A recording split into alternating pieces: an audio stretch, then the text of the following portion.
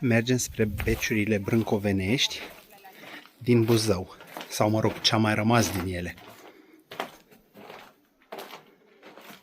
O să vedeți aici, era o intrare, se văd găurile prin care erau închise porțile în zona aceasta și aici, iar interiorul arată așa.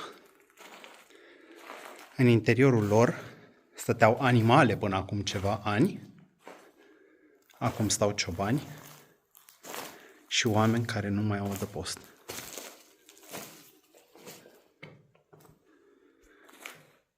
Se păstrează arhitectura ca la celelalte palate brâncovenești, care au astfel de subsoluri.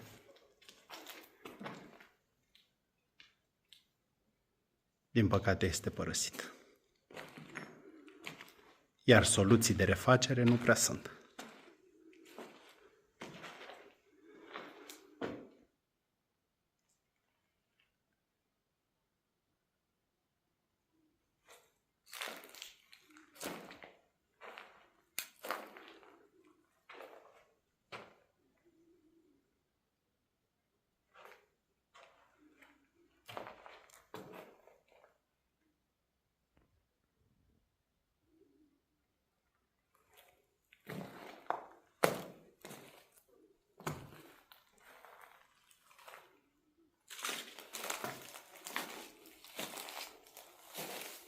Cam asta este istoria noastră.